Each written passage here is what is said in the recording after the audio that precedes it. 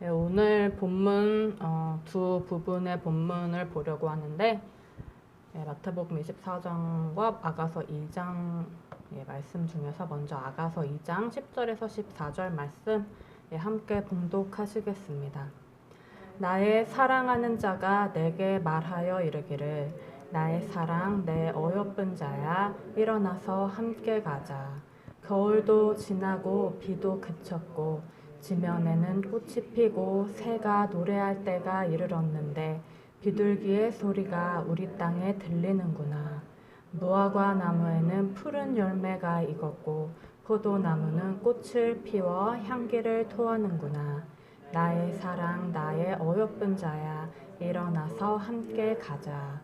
바위 틈 낭떠러지 은밀한 곳에 있는 나의 비둘기야 내가 내 얼굴을 보게 하라. 내 소리를 듣게 하라. 내 소리는 부드럽고 내 얼굴은 아름답구나. 아멘. 두 번째 본문 마태복음 24장 12절도 함께 보고 시작하겠습니다.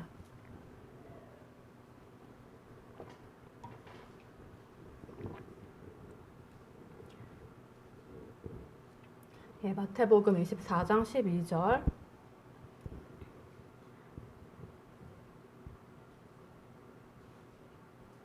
함께 봉독하시겠습니다. 불법이 성함으로 많은 사람의 사랑이 식어지리라. 아멘.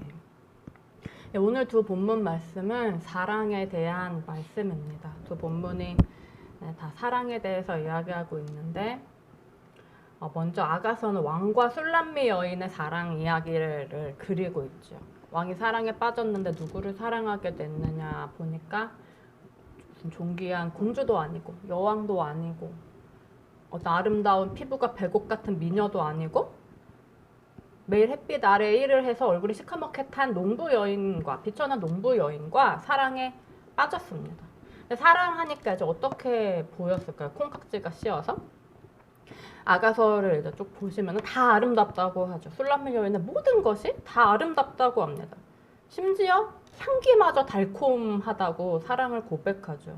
그래서 이제 이 여인을 향한 이런 왕의 사랑과 왕을 향한 여인의 사랑을 노래한 것이 바로 오늘 첫 번째 본문인 아가서지요. 이 아가서가 왜 성경에 있을까요? 이 왕과 여인의 사랑 이야기는 누구와 누구의 사랑 이야기를 우리에게 가르쳐주고 싶어 할까요? 왕이신 하나님과 술람미 여인처럼 비천한 성도의 사랑 이야기를 하는 것이죠. 하나님이 얼마나 나를 사랑하시는지, 이 나를 향한 하나님의 사랑이 어떤 건지, 하나님과 나의 사랑의 관계가 어떤 건지 이제 성경이 알려주고 싶은데 이 사랑이 너무 신비로워서 알려줄 수가 없는 거죠. 너무 완벽하고 너무 무한해서 어떻게도 표현할 수가 없으니까 사람이 생각할 때 가장 신비한 사랑이 뭐냐면 어떻게 보면 모성애는 좀 당연한 것 같은 기분도 드는데 이 남자와 여자의 사랑 이야기가 어떤 환상이나 신비를 주지요. 그러니까 남녀가 서로가 푹 빠져서 서로한테 사실 어떻게 보면 완전 미쳐버려서 온 세상에 둘밖에 없는 것처럼 그렇게 사랑을 하지 않습니까? 그래서 이제 이런 사랑 이야기를 통해서 나를 향한 하나님의 사랑의 그 신비함과 그 아름다움에 대해서 이제 조금이라도 알려주고 싶어 하는 거죠. 그래서 이제 오늘 함께 읽으신 아가서 2장 10절에서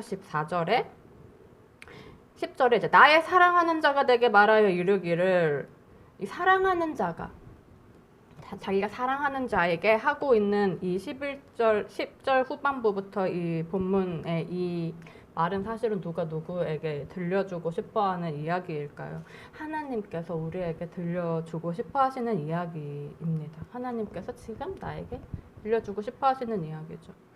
그 이야기가 뭔지 우리 한번 다 같이 함께 읽어보셨으면 좋겠습니다. 아가서 2장 10절에서 14절 함께 다시 한번 봉독하시겠습니다.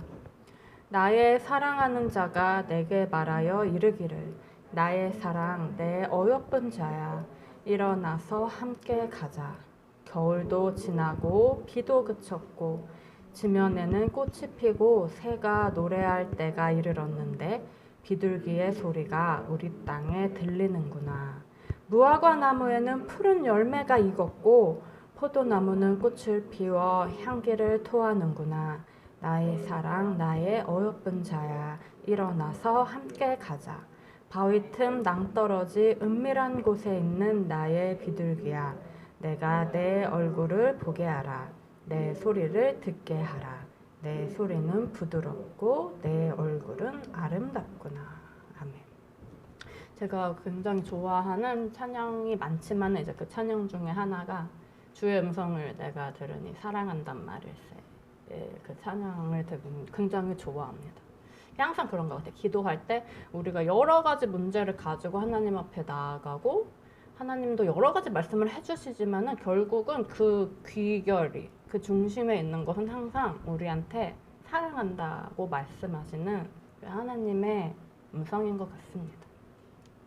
코로나 때문에 정부에서 예배를 많이 규제하죠. 또 어떻게든지 이제 우리는 예배를 드리려고 많은 방법을 사용을 하고 있습니다. 유튜브도 사용하고 줌도 사용하고 20명 이상 이제 모이지 말라고 하니까 19명씩 나눠서 예배를 드리기도 하고 끊임없이 어떻게든지 예배를 드리고 있죠. 그 이유가 무엇입니까? 하나님이 우리를 사랑하시는 것처럼 우리도 하나님을 사랑하기 때문이죠. 나를 사랑하시는 그 하나님의 사랑을 우리가 압니다. 그 사랑을 느꼈고 그 사랑이 주는 완벽한 행복을 알죠. 세상은 줄 수 없는 그 사랑이 주는 힘을 압니다. 그래서 세상이 어떤 위험한 일이나 어떤 힘든 일이나 어떤 어려운 환경이나 상황이나 문제가 터진다고 해도 그 사랑이 나를 확 삼켜버릴 때 이런 건 아무것도 아닌 것처럼 보이게 만드는 그 사랑의 힘을 알죠.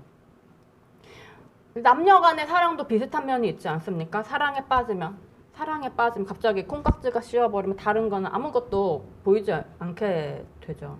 사랑에 빠지면 세상은 변한 게 하나도 없는데 갑자기 온 세상이 막 아름다워 보이고, 그러다가 사랑하는 사람과 헤어지면은 갑자기 막 잿빛처럼, 하나도 사실 세상은 변한 게 없는데 잿빛처럼 변해버리지 않습니까? 하나님을 향한 우리의 사랑과 우리 안에 있는 하나님의 사랑도 마찬가지죠. 하나님의 이 사랑이 우리 안에 있으면, 그래서 그 사랑에 푹 빠져서 그 사랑을 느끼고 그 사랑 안에서 내가 가득 채워져서 즐거워하기만 하면은 그 세상에 무슨 일이 생겨도, 우리가 어떤 질병에 걸리거나 어떤 문제가 생겨서 막 집이 망하거나 하는 일마다 원하는 대로 안 되고 계획대로 안 되고 다 막혀버린다고 할지라도, 남이 볼 때 우리가 처한 환경이 너무 힘들고 너무 나쁘고 막 고된 형편 가운데 있다 할지라도 우리가 그 사랑이 있을 때는 그래서 뭐? 나한테 하나님이 계신데, 하나님의 사랑이 있는데, 그 사랑이 나를 늘 지켜주고 나를 받쳐주고 있어서 나는 늘 행복하고 만족스러운데 라고 그 사랑의 힘으로 우리가 그냥 아무것도 신경 쓰지 않고 살아갈 수가 있죠. 온 세상이 코로나로 가득해도 하나님이 있으니까 온 세상이 아름다워 보이고, 교회에 나를 힘들게 하는 사람이 있고 내가 바라고 생각하는 대로 교회가 해주지 않아도 그래도 뭐 나한테 하나님이 있는데 교회가 아름답게 보이는 거죠. 근데 내 안에 하나님의 사랑이 없으면 어떨까요? 하나님의 사랑이 없어서 내 원천적인 행복의 근원이 메말라 있다면, 만족의 근원이 메말라 있다면, 그때부터 눈에 들어오는 거 하나하나, 내가 겪는 모든 일 하나하나, 만나는 사람 하나하나가 다 마음에 안 들죠. 마치 사랑하는 사람이 헤어진 후에 온 세상 잿빛으로 변하는 것처럼 모든 게 다 그렇게 보여버리기 시작하는 거예요. 저 사람은 왜 저러지? 뭐 저런 사람이 다 있지? 이런 일은 왜 생기지? 안 그래도 힘들어 죽겠는데 짜증나네. 교회는 또 왜 이래? 뭐 이런 교회가 다 있어. 우리는 그 사람이 문제고 우리한테 일어난 그 일이 문제고 우리가 있는 이 곳과 이 환경이 문제라고 생각하지만은 사실 문제는 뭐냐면은 우리의 마음이죠. 마음. 원천적인 행복과 만족이 사라져버린 이 마음이 문제예요. 어떤 환경 속에서도 그 환경이 다 아름답게 보이게 하는 그 사랑의 힘으로 나를 잡고 있는 그 하나님의 사랑이 식어졌을 때 그 우리의 마음의 이 모든 문제를 일으킵니다. 하지만 마음속에 이 사랑만 풍성하면 환경이나 사람이나 어떤 일들은, 사건들은 아무런 상관이 없는 거죠.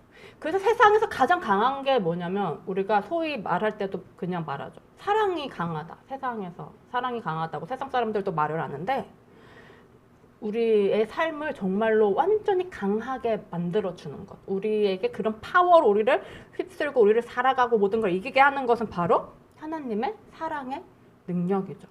그래서 우리가 이 사랑의 능력을 알아서 이 파워만 있으면 모든 걸 이길 수 있다는 걸 알기 때문에 이 사랑으로 채워져서 이 사랑으로 승리하며 하나님과의 그 사랑 속에서 행복하고 만족하면서 살기 위해서 그 사랑을 위해서 예배를 드리는 것이죠. 그럼 이런 이유 때문에 우리가 예배를 드린다면 현장 예배는 굳이 왜 드릴까요? 코로나라서 위험하다고 하는데 교회 다니지 않는 사람 중에서는 교회에 가서 예배 드리는 거를 굉장히 좋지 않게 보는데 막 실제로 얘기 들어보면 직장이나 사회 공동체에서 정말로 좋지 않은 상황을 많이 겪으시더라고요. 근데 그럼에도 불구하고 왜 우리가 많은 성도님들이 계속해서 예배당이라는 장소에 함께 모여서 드리는 이 현장 예배를 지키는 것일까요?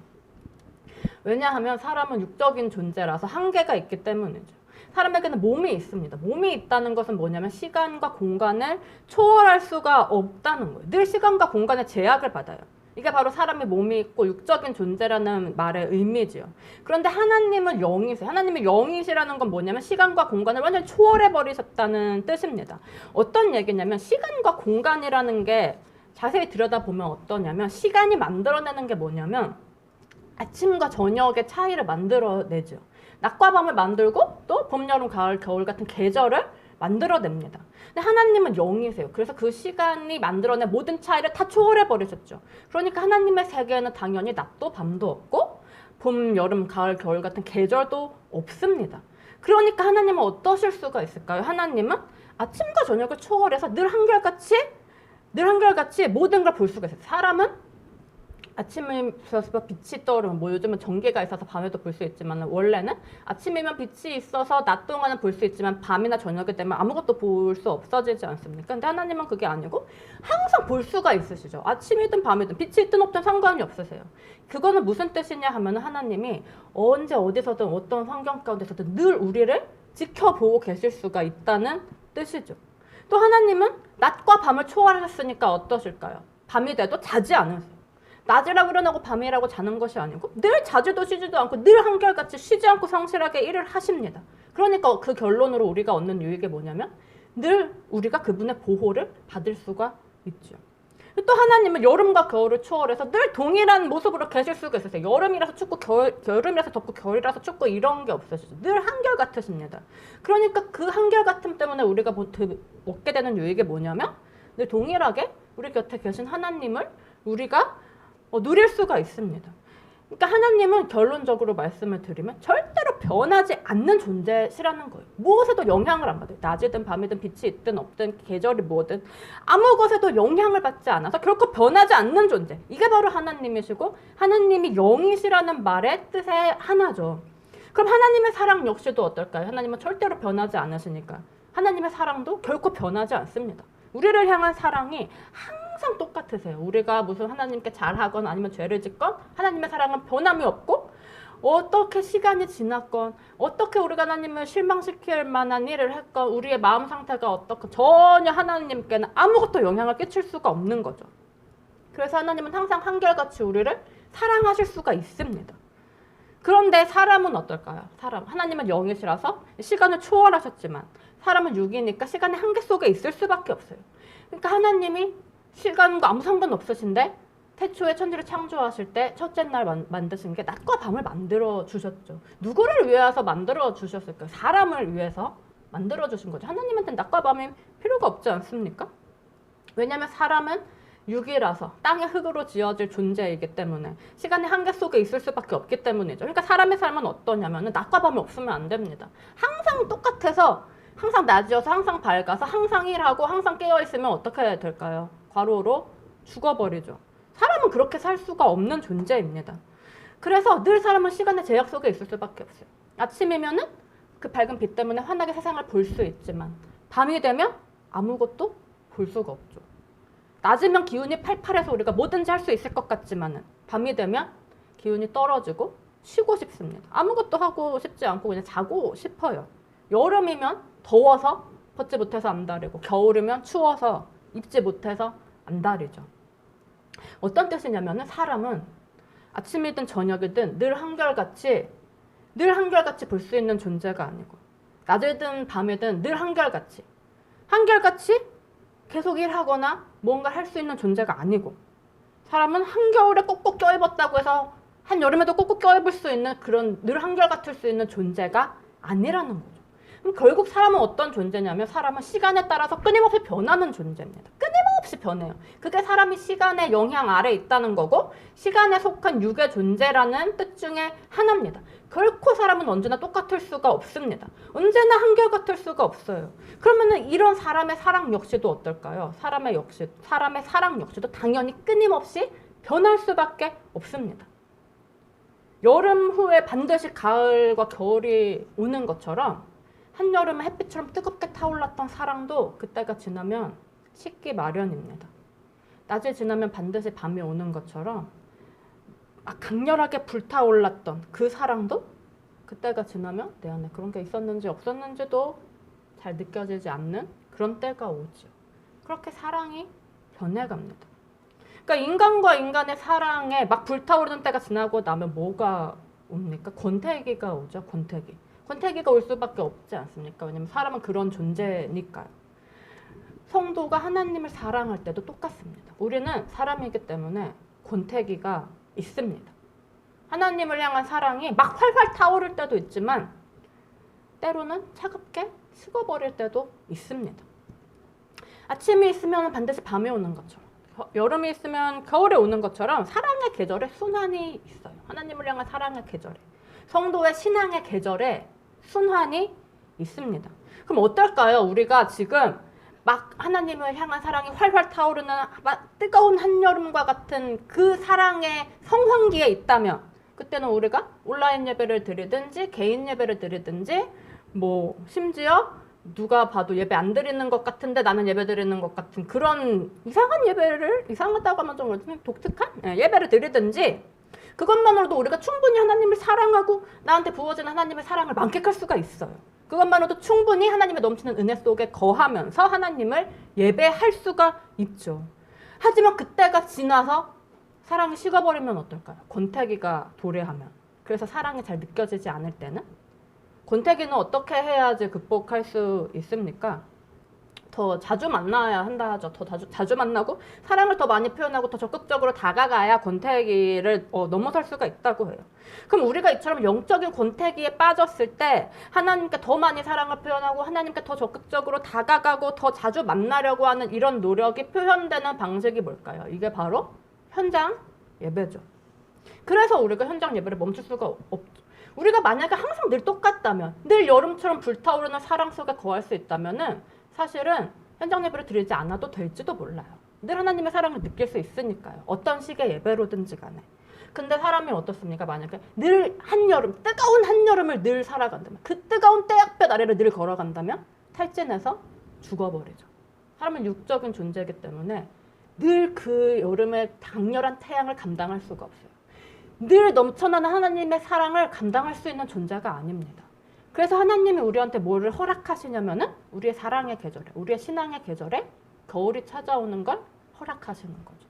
그래서 잠시 쉬면서 다시 하나님을 바라보고 다시 겨울에 땅이 쉬면서 다음 해의 농사를 준비하듯이 그렇게 우리가 그 다음 해의 시간을 준비할 수 있는 시간을 우리에게 주시는 거죠.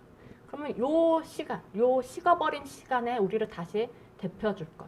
죽은 땅이 되지 않고 내년에 씨앗을 다시 머금을 땅으로 우리를 만들어주는 것이 뭐냐면은 이처럼 우리가 형식과 예식 속에서 하나님을 찾는 현장 예배가 되는 것입니다. 마태복음 24장의 오늘 두 번째 본문 말씀 함께 다시 보시겠습니다. 마태복음 24장은 마지막 때에 대해서 예수님께서 하신 말씀인데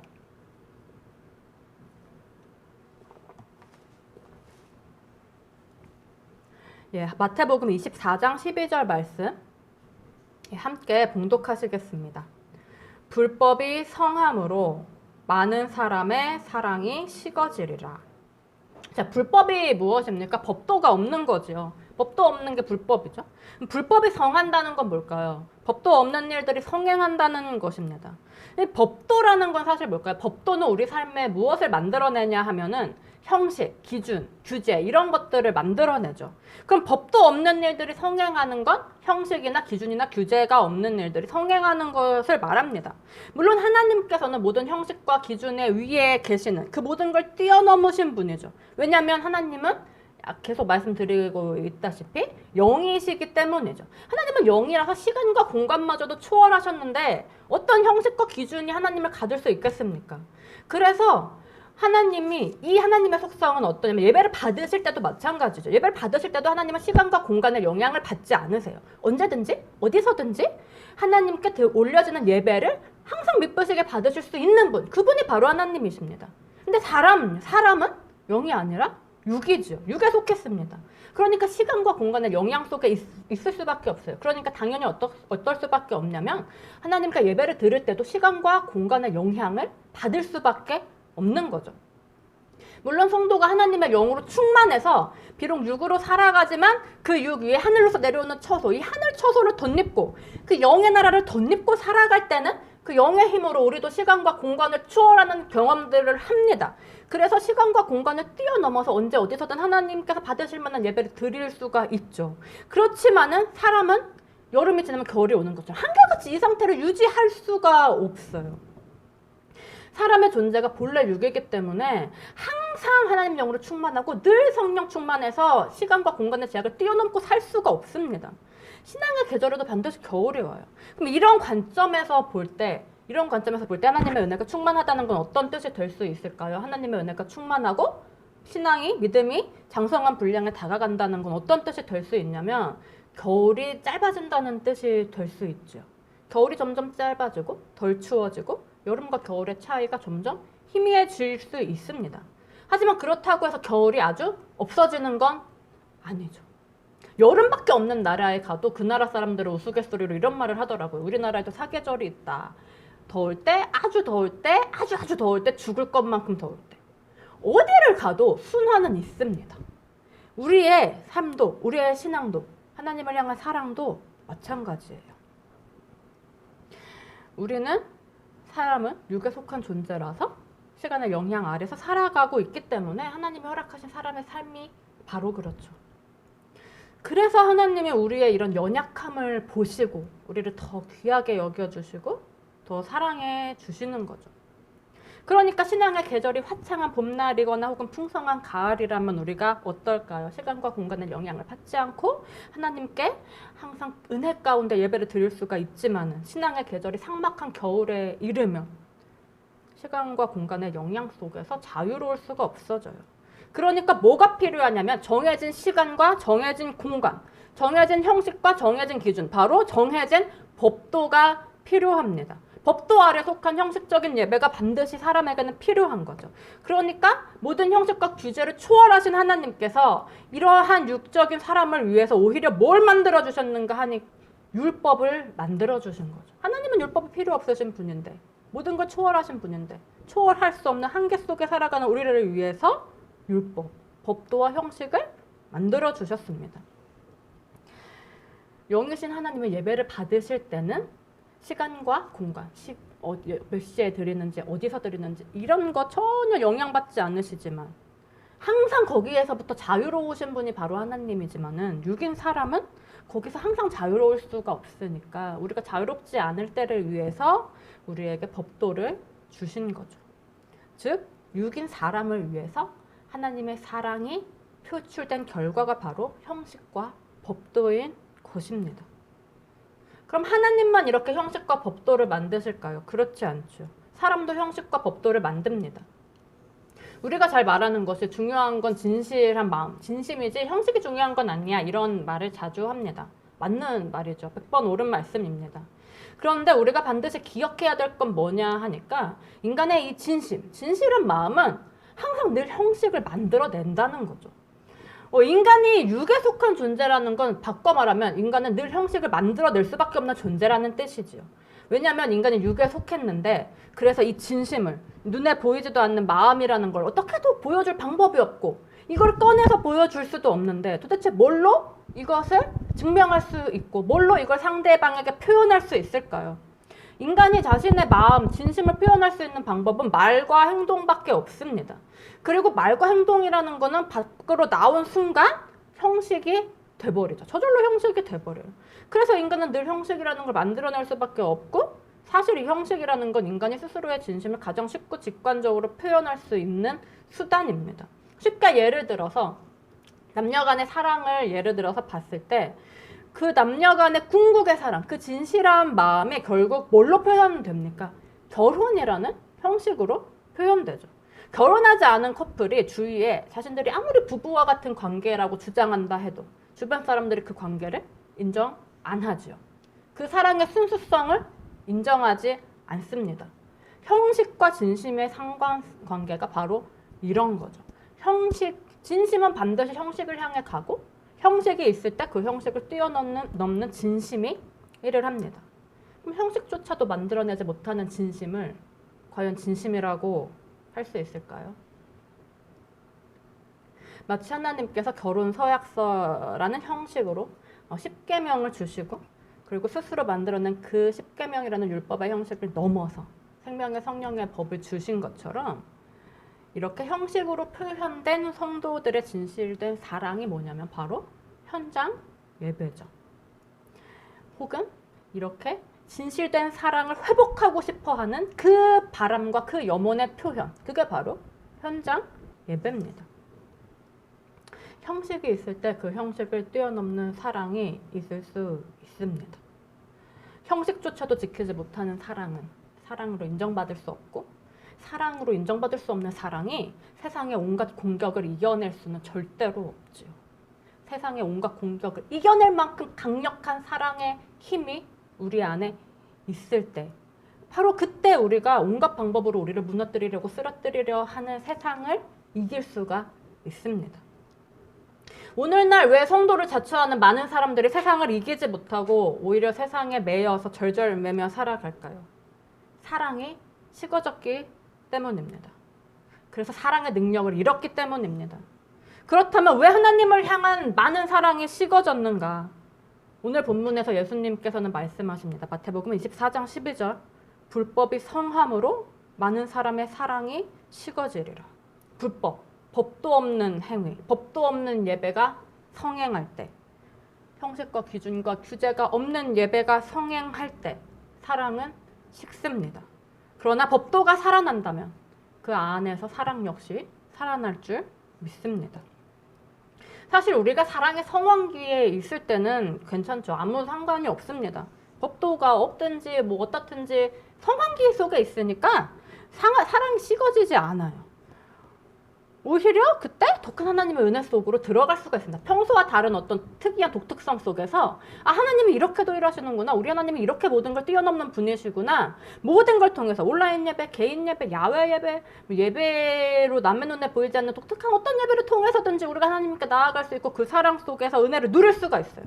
근데 문제는 뭐냐면 사랑의 정체기, 권태기가 찾아왔을 때 사랑의 계절에 겨울이 찾아왔을 때 이때가 문제예요.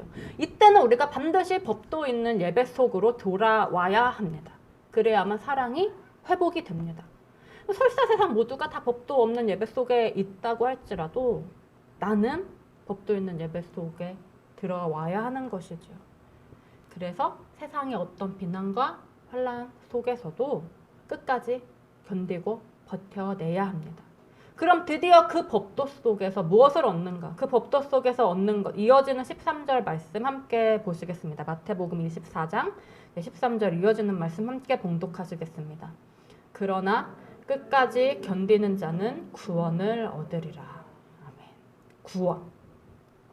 법도 속에서 끝까지 견디는 자가 얻는 것이 바로 구원입니다. 이 구원을 얻는 우리가 되기를 바랍니다. 오늘 사랑의 권태기에 비유해서 하나님에 대한 우리 또한 우리를 향한 하나님의 사랑을 보았는데 이 권태기라는 게 재밌는 게 뭐냐면 상담가들의 말에 의하면 권태기가 온 게 결코 사랑이 끝난 게 아니라고 하죠. 시들어졌다고 해서 헤어지면은 반드시 후회한다. 잘 극복하고 나면은 더 이제 사랑이 깊어져서 완숙기에 들어간다고 합니다. 하나님에 대한 우리의 사랑에 권태기가 올 수 있습니다. 하지만 권태기가 왔다고 해서 우리의 사랑이 끝난 것은 아닙니다. 잠시 식어졌다고 해서 완전히 없어져 버린 것은 아니죠. 잘 극복해내면 그 후에 오히려 더 깊은 충만한 세계로 들어갈 수가 있습니다. 여름이 지나면 겨울이 오고 또 겨울이 지나면 여름이 오는데 처음에 왔던 이 여름과 두 번째 왔던 이 여름이 같지 않지요. 한 해를 보내서 더 완숙해진 여름이 옵니다. 다시 온 봄과 여름은 하나님께 한 발짝 더 가까워진 봄과 여름이죠. 하나님을 더 깊이 알게 되고 하나님과의 사랑이 더 완숙해진 봄과 여름입니다. 그렇지만 또 이것도 어떨까요? 시간이 지나면 다시 또 겨울이 옵니다.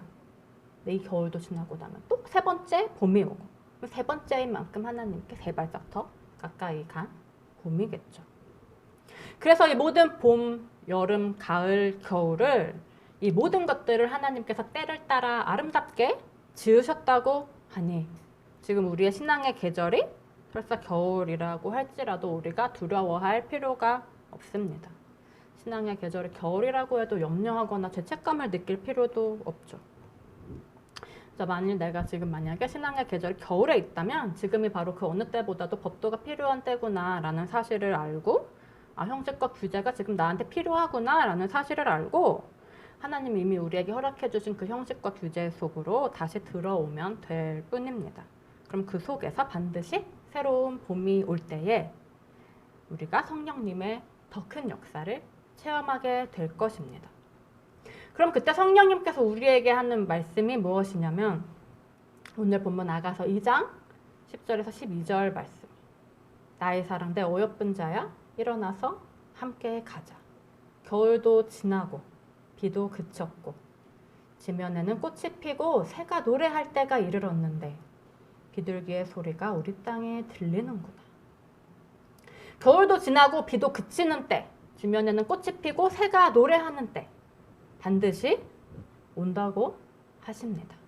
무화과 나무에 푸른 열매가 있고 포도나무는 꽃을 피워 향기를 토하는 때, 그 향기 속에서 주님께서 우리에게 손을 내밀어 다시 일으키시는 그때가 반드시 옵니다.